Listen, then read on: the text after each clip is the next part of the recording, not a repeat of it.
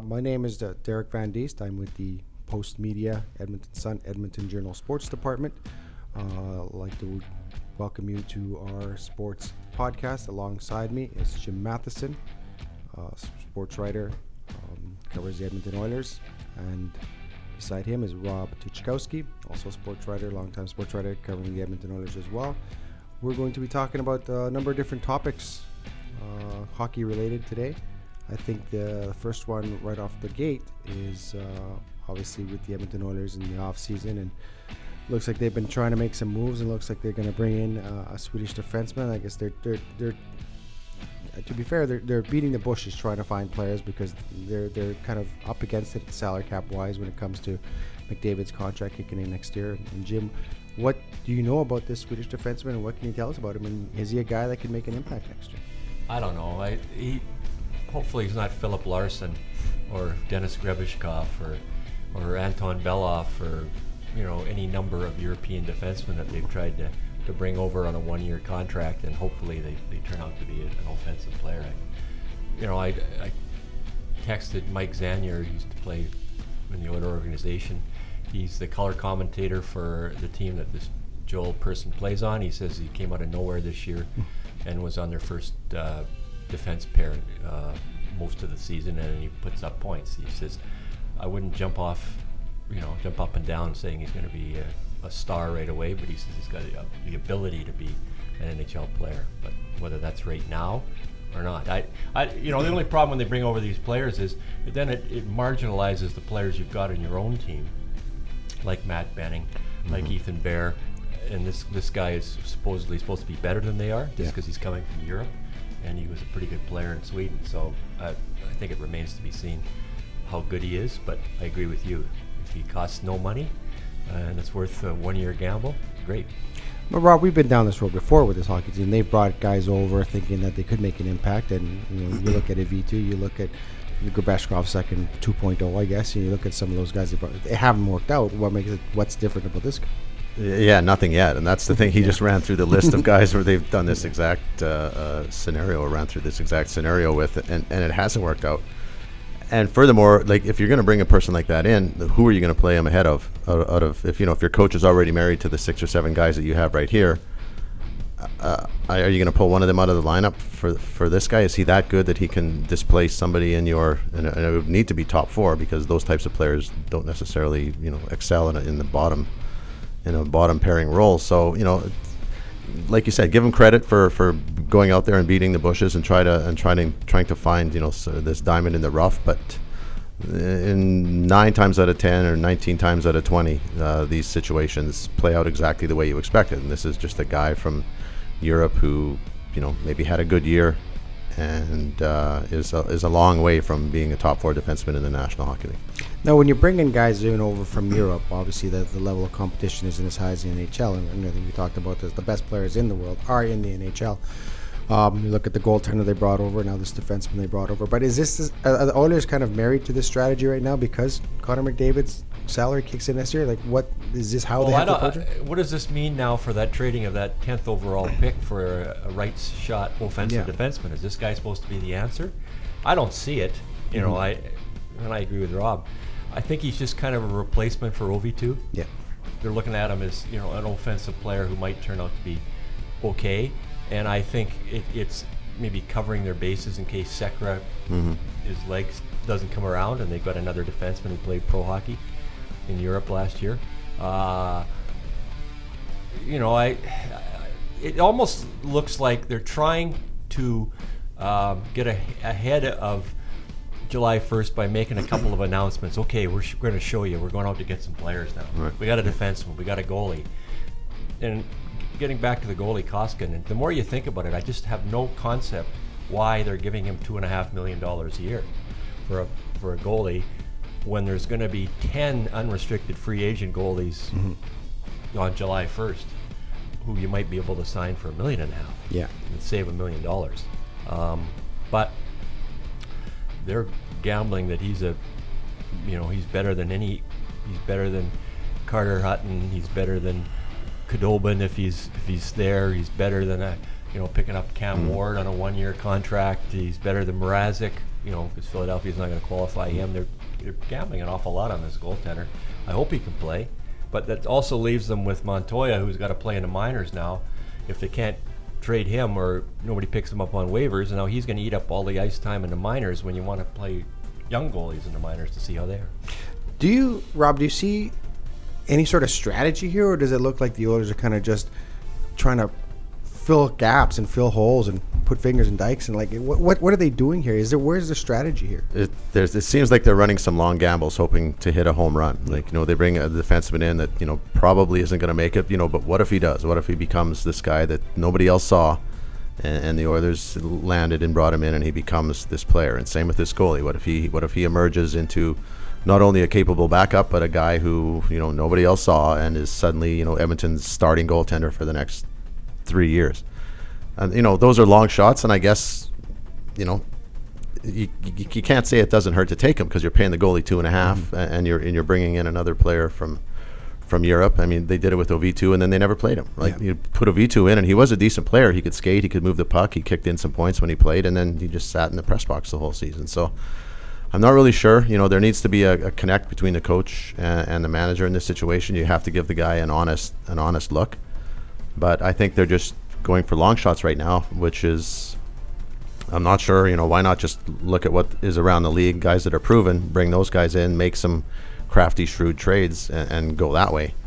Right now they're looking for the home run instead of the safe base hits. What they don't want to do is they don't want to give away any players. Yeah. It looks like, I hope they don't come back with the same lineup they had last year, because that lineup wasn't good enough. Yeah. So they're going to have to make some changes, in terms of at forward anyway.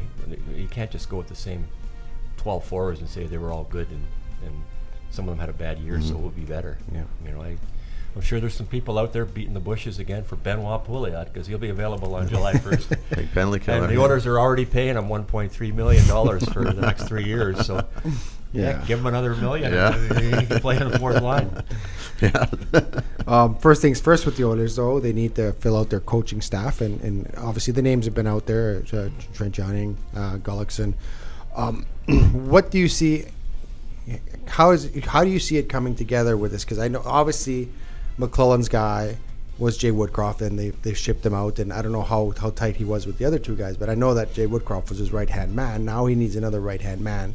How do you see this playing out, Rob, early on when it comes to the coaching staff? Who's making that call? Who's making that decision as to what coaches are going to be behind the bench next year? That's what I'm wondering, because if you just get rid of all of Todd's guys, is it now Todd's decision again to bring in his own assistants? I think it probably is above Todd now, that Chiarelli would probably be the guy making those calls. If you fire your coach's guys, then why would you give the coach the decision, the power to bring in the new guy? So they wait until the summer when everybody's free and all the dust from the season has settled, and I think I think they're going to want to bring in somebody who is NHL ready if things go sideways 20 games into this season. You don't want to be on a exhaustive coaching search at that point. I think they're going to want somebody on their staff who, heaven forbid, if the Oilers are in last place again 20 games into the season, that if they have to remove Todd, that they'll have somebody on staff with NHL experience who can step in and fill that role. So those guys aren't always easy to get, because they want head jobs right out of the box. Yeah. And so I think there's some negotiating and some talking that needs to go on those fronts. You can't assure the guy that he's going to be your head coach, because the Oilers could go on a 4 or 5 straight winning seasons, and then suddenly this guy's locked in as an assistant when he ultimately wants to be a head guy. So there's a little bit that goes into it on that front, but I definitely think that they're going to have to have a coaching staff that has a lot more experience on it, NHL head coaching experience. And there are guys out there. You mentioned Paul McLean. You mentioned Gullickson has a whole coaching experience. Perry Pern's out there as well. There are guys out there, Jim, that they could bring in and help out this. Well, Paul McLean worked with Todd McLuhan on Mike Babcock's staff when he won the Stanley Cup. So that's the connection there, and he's coached forwards before. So he hasn't coached with Todd before as a head coach, but and Gullickson was a former head coach, and Trent Yawney was a head coach in Chicago. Yeah. So the problem is they're all older people. Do they not need one younger guy on their staff? Do they not go to Manny Viveros and say, look, we're hiring you and we're putting you on our staff right now. And even Manny, you think he's a young man, but he's 47. He's not 35, he's 47. So he's kicked around in Europe for a long time. But if you don't want to lose, if you think he's the best young coach out there, then you better go to him, and you don't have the minor league job for him now because Jay Woodcroft's there, then you better put him on your staff. So I don't think he's ready to be a head coach in the NHL, but he is a younger person. I really think the fan base in Edmonton wants to see somebody on the coaching staff who's younger, and who doesn't necessarily have any ties to the head coach working before. And maybe, as Rob pointed out, it's above Todd. Usually what happens is the head coach gets to choose at least one of his assistants, and then if the general manager likes somebody else, then the head coach interviews that guy and sees how he gets along with the guy and tries to hire him too. Rob, you spoke with Manny Viveros, and this is a guy, if he goes on to win the Memorial Cup with Swift Current Broncos, the smallest market in Canadian, in the CHL. Is this a guy that the Oilers now will, if they want him, they may have to pay for him, because I'm assuming the offers will come for him. Yeah, he's actually, you look at his record, and he's won pretty much everywhere he's been. He went over to Europe, and he took a couple of teams to national championships. He's suddenly coaching Denmark at the Olympics, and he's relating to young players. He isn't a really young guy, but he's communicating with 17, 18, 19, 20-year-olds. So that'll put him in a good position. And yeah, if he comes and all of a sudden rolls back in and takes Swift Current to Memorial Cup in 2 years, then suddenly it's just not like, oh, thank goodness, Edmonton, you're offering me a position. He might have a choice. So, Edmonton, the guy's from St. Albert, so I think Edmonton would be a good landing spot for him. I think he would like that. But yeah, his stock is absolutely rising, and if he closes the deal at the Mem Cup, he's gonna be in a really good position. I would go to him before the Mem Cup. Yeah, that's what I'm thinking. Myself, and say, we have a job for you, because I think the other jobs would be coaching the minor league teams. Yeah, there's lots of those jobs available right now. Lots of teams have fired their minor league coach and are looking for somebody to coach their minor league team. The Oilers are not, because they have somebody, but that only leaves an assistant coaching job. And they had 3 assistants before. I don't know if they'll have 3 this time. I think they might just have 2, and then the goalie coach. They had too many last year. When it comes to assistants for the Edmonton Oilers, I don't think Todd's ever coached with a guy that he has to look over his shoulder, knowing that if I get gassed, this guy can easily step in, which would be the case if Paul McLean showed up, if Gullickson showed up, if an experienced NHL coach came and joined him on the bench. Is that maybe some sort of issue, Rob, in your opinion, if you're coaching with a guy knowing that he's going to take my job if I don't get this thing going right away? I think it turns up the urgency everywhere. Like just like you bring in a goalie to push your goalie. It's uncomfortable, but I think it's in the long run. And if the players like Todd, and they don't necessarily, Gullickson can be a bit of a hard case sometimes. If they like Todd and they can see plain as day that the Grim Reaper standing right behind his shoulder, I mean, that lights a fire under them as well. We like this coach. We don't want this coach fired. We want to succeed. And I think just that urgency that nothing's given and that you have to produce or it's over is a healthy environment. It's uncomfortable, but it's healthy. How do you feel about that, Jim? I agree.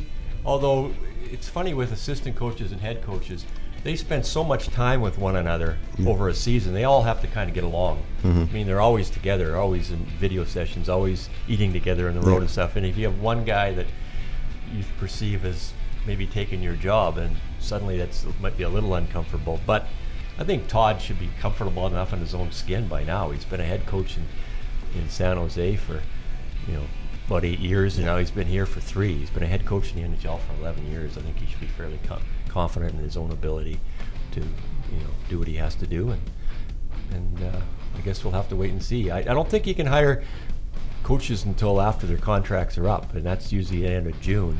Even if a team has said we're not bringing you back, you still get paid till the end of June. So I don't know if you could really announce an NHL employed coach until then. But in terms of Viveros, I think he could announce him tomorrow if he wanted to. I think that would be a shot across the bow. He's going into like Chris Knobloch last year. He knew he was going to an NHL team during the Memorial Cup. It was just which team he was going to. And they waited. Philadelphia didn't wait too long, as I recall, when it was over to hire him. Moving on now to the looking towards the NHL draft, and obviously the dynasty is over, as you said, Rob. The Oilers aren't winning draft lotteries anymore, so they're number 10, and it's unlikely they'll take number 10, right? Because number 10 doesn't help them this year. Number 10 helps them 3 years from now, and 3 years from now, this could be a completely different staff. So what do they do with that number 10 pick, Jim? Start off with you. Oh, I don't know. I think when it gets to 10, there's really only the top 3 players, a Czech and a Russian, Sevnikov, and Dolan, the top 3 picks. They could probably play in the league next year. And maybe this young defenseman, this Quinn Hughes, who's playing for USA in the World Championships, is only 18. Yeah. An offensive defenseman. But that's only 4, and the Oilers are picking 10. So, if Ty Smith is there, say from Spokane, an offensive defenseman, and then the Josh Morrissey mold, or there's the Finnish center who might drop to them too. They're not going to play in the league right away. So I still think you got to package it with something else. You got to give up a player and the number 10. To look to a team that doesn't have a first round draft choice, and then say, okay, we want this, we'd like to get this player, or you expand it, 2 for 2 and throw in a draft pick. I guess theoretically you could use the 10 to move down. You could use the 10th pick to, maybe move to a player, 5 or 6 that you'd like better. But I just don't see him keeping it. 2-3 more years down the road for a 10th overall pick. I don't get it. What would you do with it, Rob? Yeah, well, in a normal situation, you keep the 10th pick, and you draft a guy and you develop him, and then 4 years, oh, guess what? We've got a really good player in our situation, but they're not in. They need to win next season. They have to get something going next season, so they're going to have to mortgage a little bit of the future. Not a ton. It's 10, right? It's not 2 or 3. So I think they'll put the 10 and package it with somebody and bring a player who can help them right now, because it's McClelland, it's Chiarelli, it's all of those guys. If this team doesn't get it going next year with a tough start, starting in Europe and coming back on an Eastern road trip, if they don't get things going next year, start winning next year, then everybody's job is on the line. And if you're Chiarelli, you're not thinking, oh, maybe let's get a 10 and 4 years from now he'll help us. You're thinking, I got to win right now. I don't think they got the same patience, say, perhaps, as the Winnipeg Jets. No. Kevin Cheveldayoff, where he'd sold the fan base, and we're not trading any of these draft picks. We're just going to keep drafting. Now they've got tons look of at Winnipeg prospects. now. Tons of prospects, because they've drafted very well, and they sold the fan base and sold the owner on patience. But I agree with Rob. This fan base is a little restless now. And Winnipeg didn't have McDavid either. They had Scheifele and Wheeler and stuff, but they didn't have the supernova that people are looking at, because how come you can't win with this guy? So I think that the heat's on them to improve now and find a 25-year-old player. You don't have to find a 30-year-old player in a trade. Just find a 25, 26-year-old player who's got a couple of years left in his contract, at least 2, and then see how it goes and sign him or let him go. This always seems to be the case with the Oilers. It looks like they're dealing from a position of weakness here, because everybody knows their situation.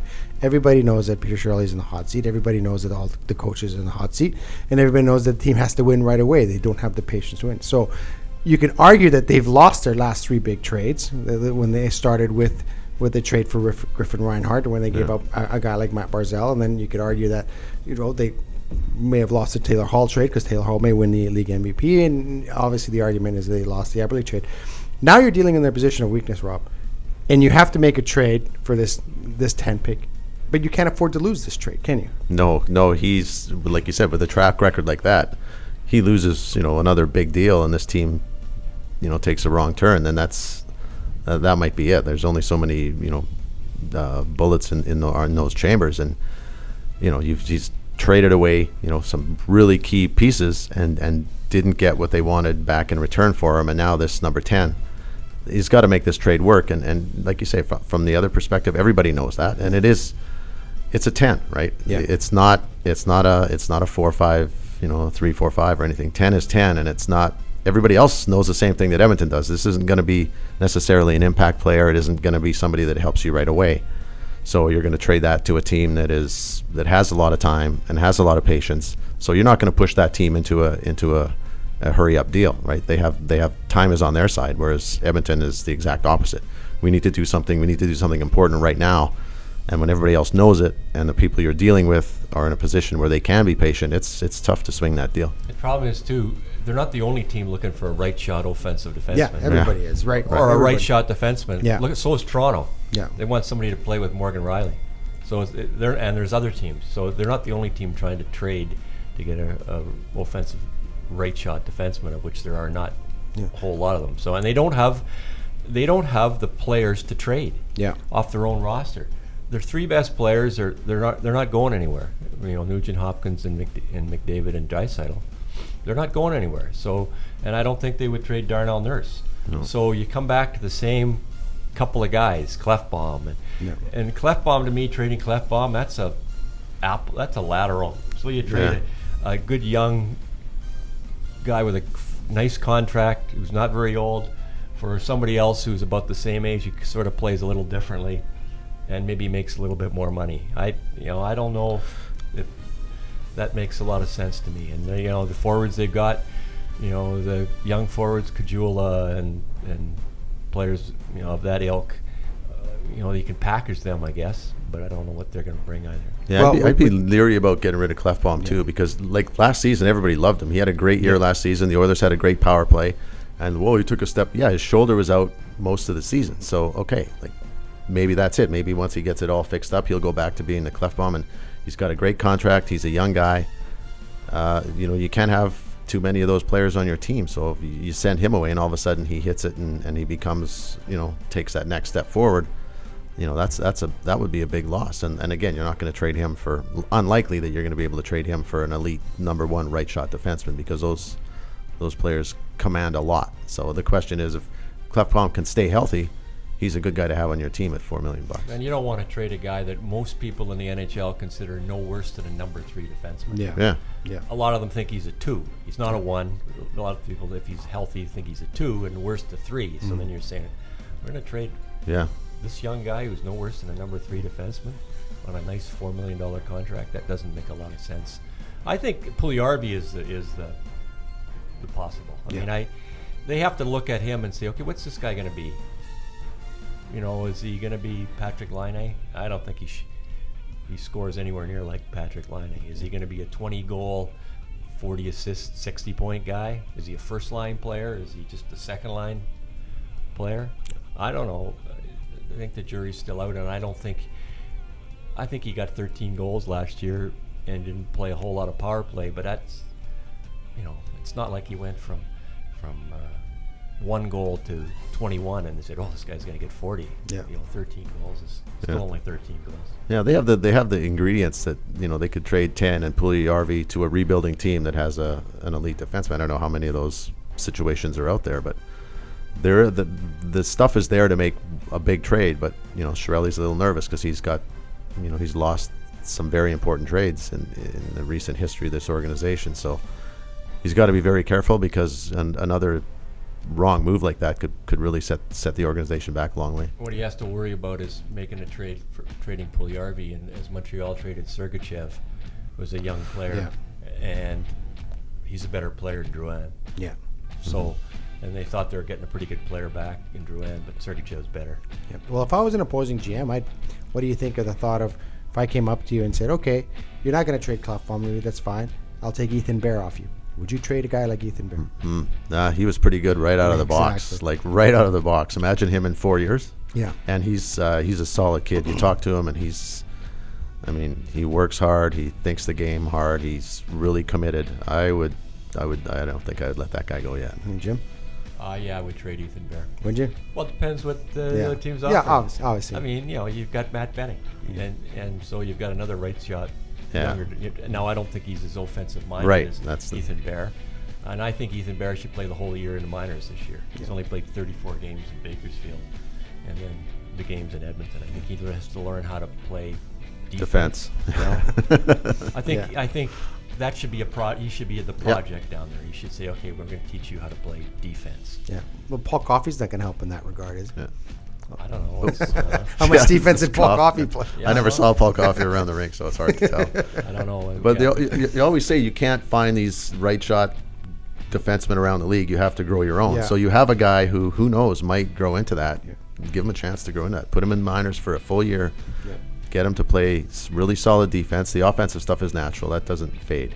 Yeah. Once he becomes a complete player, I think you might have something. Let's shift our focus now quickly to the NHL playoffs. Vegas, obviously, no one expected this from Vegas, and everyone is, even throughout the season, everyone has been waiting for the shoe to drop, and okay, this is the team that's supposed to be with it. But now there's quite a distinct possibility Vegas could go on and win the Stanley Cup. Is that a good thing or a bad thing for the league, Jim? It's a bad thing for the other 30 owners. Yeah. And who are looking at their general manager says, what the heck is going on here? Yeah. On the other hand, they did get, $15 million from Vegas getting into the league, so they can thank Vegas for that. Yeah. But, I think the greatest strength that Vegas has is resiliency. Mm-hmm. When push comes to shove, they seem to be able to dig in and say, okay, we're not losing again. They lose one game, they don't lose two. They don't lose two, they don't lose three. So they're very resilient, and they do have one really good line. Yeah. With Carlson and Smith and Marchessault, and it's probably not as good as Line A and Wheeler and Connor, or as good as that Boston line with Marchand and Bergeron, but it's pretty darn good, and they throw the puck around well. So they do have one good offensive line.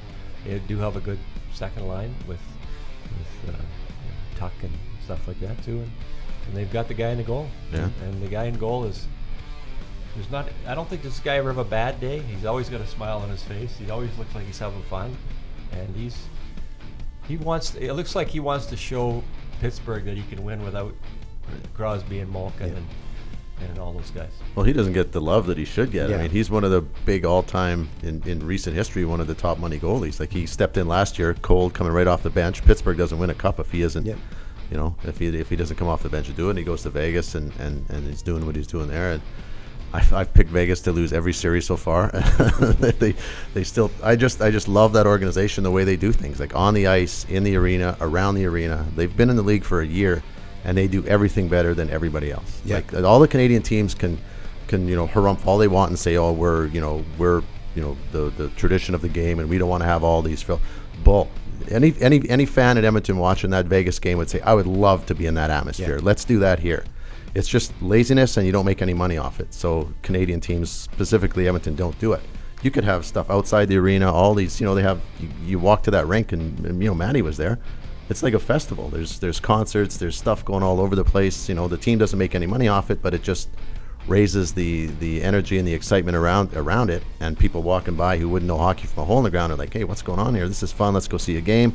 You get them inside the building. Wow, this is incredible, and boom, there's your hockey fans. Yeah. The Vegas has done just an incredible job right out of the box. I love that organization. This team was given all the advantages that most expansion teams haven't been given, starting with the way they set up the draft. And expansion teams don't get the best goaltender in the world, and you can make an argument that Fleury is one of the best goaltenders in the world. You don't get 40 goal scorers on your roster. You don't get players like that. But they've also did it the right way when it comes to their coaching staff, and I think how much credit has to be given to their head coach and their coaching staff for getting this group of quote unquote misfits, putting them together and coming up with a championship team. Well, they certainly hired the right coach, and he was the right coach in Florida too. Yeah. Those smarties out there didn't seem to know it, and turfed. Yeah. Gallant. He's kind of in between, a guy coming right out of junior and a guy who's coached a long time. He seems to be able to relate to the younger players and just say, go out and have some fun. And what he's done is he's kept lines together most of the year, and the players like that. Yeah. And if you play, he's a great believer in, if you play well, you're still going to play. And I'm not just changing the lineup because the guy sat out for a while. I think everybody can play, but you play the game, and if it's over a period of time you don't play well, then I got to take you out. But most of his guys play, and if the players like playing for the coach, it usually translates to winning. The series with Winnipeg, Rob, how do you see this? Last night's game, Winnipeg was all over them in the third period. It just looks like every mistake Winnipeg makes ends up in their net, and then when they end up chasing the game, that's when they get in trouble. I guess that was the case last night. They made a couple mistakes. It's in the net. How do you see this series playing out? Well, I'm Winnipeg is a power, and I thought this would be where Vegas really meets its match. But they're doing the same thing to Winnipeg that they do to everybody else. They swarm you. They're relentless on the forecheck. You score on them, and then the next shift they come back with a vengeance. Like Winnipeg, okay, we're back in the game, and then bam, bam, Vegas is on top of them again.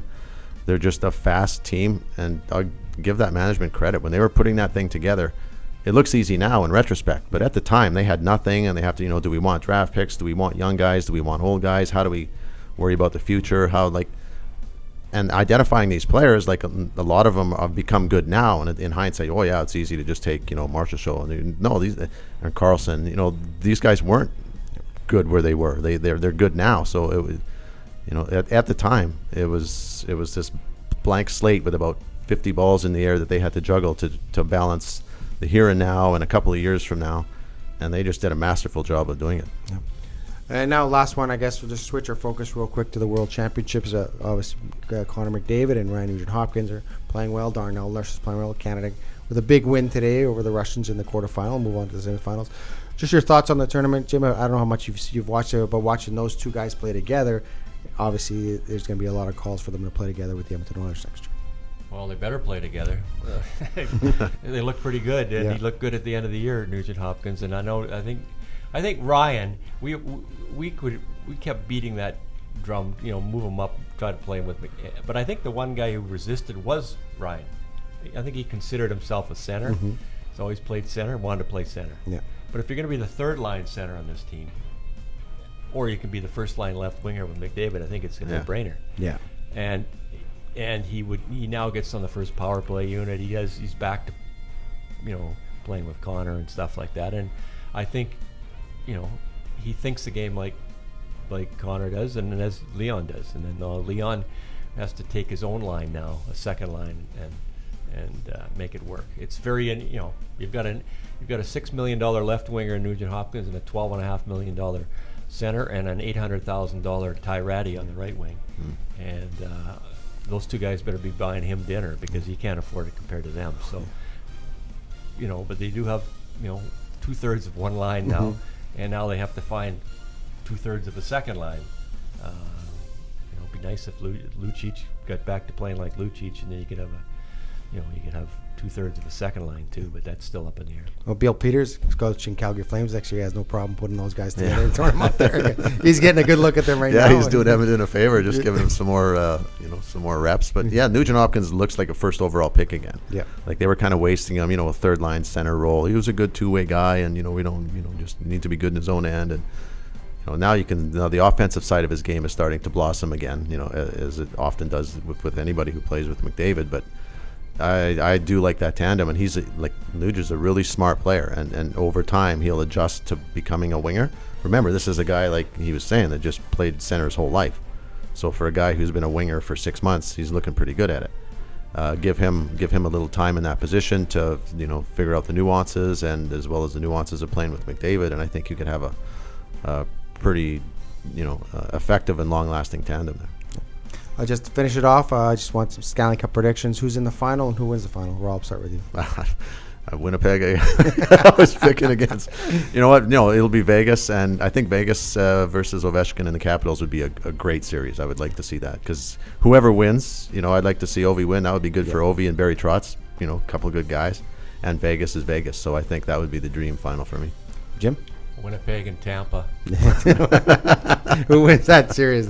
Tampa. I keep waiting for Washington. They got them. They had them by the throat, and Tampa came back. Yeah. Guaranteed, Tampa wins the series if they win the game tonight. Yeah, definitely. Well, I go with Vegas and Washington, and I think Ovechkin does win his Stanley Cup. I think it's important for him to have the one Stanley Cup at least to kind of cement his legacy as one of the greatest goal scorers in NHL history. So, gentlemen, thank you very much for your time, and thanks a lot for tuning in.